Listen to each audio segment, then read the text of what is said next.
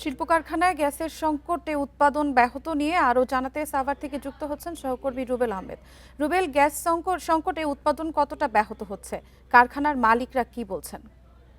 আমরা প্রতিবেদনটিতে যেমনটি দেখাচ্ছিলাম যে সাভার চামড়া শিল্প নগরীতে গ্যাস সংকটের কারণে কিন্তু উৎপাদন ব্যাহত হচ্ছে। শুধু সাভার চামড়া শিল্প নগরী নয়, আপনি জানেন যে সাভার একটি শিল্প অধ্যুষিত এলাকা। এখানে প্রায় সাভার উপজেলাতে সাভার এবং আশুলিয়া এই দুইটি অঞ্চলে মিলিয়ে শিল্প পুলিশের তথ্য মোতাবেক প্রায় ১৬০০-র মতো শিল্প কারখানা রয়েছে। এর মধ্যে টেক্সটাইল মিল রয়েছে এবং তৈরি পোশাক খাতের সাথে তৈরি পোশাক তৈরির যে কলকারখানা রয়েছে সেগুলো কিন্তু রয়েছে।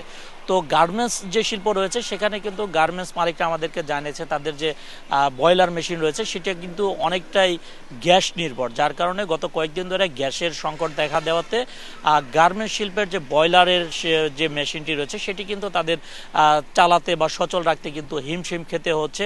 আমাদের সাথে অনেক শিল্প কারখানা মালিকের কথা হয়েছে, তারা আমাদের কাছে দাবি করেছেন তারা বিকল্পভাবে তেলের মাধ্যমে বয়লার মেশিন চালিয়ে রাখতে গিয়ে কিন্তু তাদের খরচের মাত্রা কিন্তু ক্ষেত্র বিশেষে 2 থেকে 3 গুণ হয়ে যাচ্ছে। তারা আমাদের কাছে এটিও অভিযোগ করেছেন, তারা বলছেন বায়ারের চাহিদা মাফিক ক্রয় আদেশ যেন তারা সম্পূর্ণ করতে পারে, যার প্রেক্ষিতে তারা খরচ বাড়তি হলেও তারা কিন্তু কারখানা এই মুহূর্তে সচল রাখছে। অন্যথায় কিন্তু তারা এই অতিরিক্ত খরচ দিয়ে কিন্তু তারা এই মুহূর্তে শিল্প কারখানা চালু রাখতেন না বলেও কিন্তু অনেক মালিক আমাদেরকে জানিয়েছে। এই তৈরি পোশাক শিল্পের পাশাপাশি টেক্সটাইল মিলের কথা যদি আমি বলি, টেক্সটাইল মিলের প্রায় 70% উৎপাদনে কিন্তু গ্যাস নির্ভর। এই গ্যাসের তীব্র সংকটে টেক্সটাইল খাতের যারা রয়েছেন তারা কিন্তু চরম বিপাকে পড়েছেন। তারা আশঙ্কা প্রকাশ করছেন এভাবে যদি দীর্ঘদিন চলতে থাকে সেক্ষেত্রে কিন্তু টেক্সটাইল মিলগুলো বন্ধ হয়ে যাওয়ার মতো কিন্তু একটি পরিস্থিতি তৈরি হতে পারে।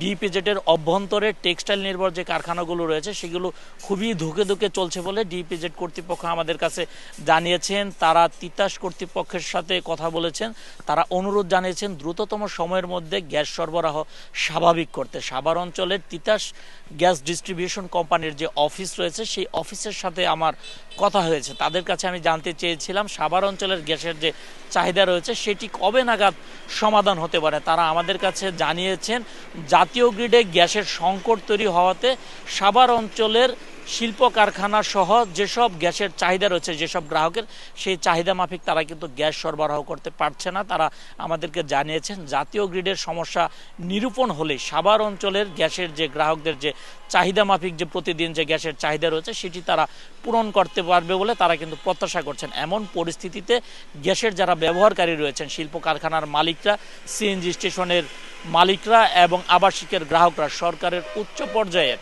হস্তক্ষেপ কামনা করে দ্রুততম সময়ের মধ্যে উদ্বুদ্ধ সমস্যার সমাধানের দাবি জানিয়েছেন। সাভার থেকে গ্যাস সংকট নিয়ে জানাচ্ছিলেন আমাদের সহকর্মী।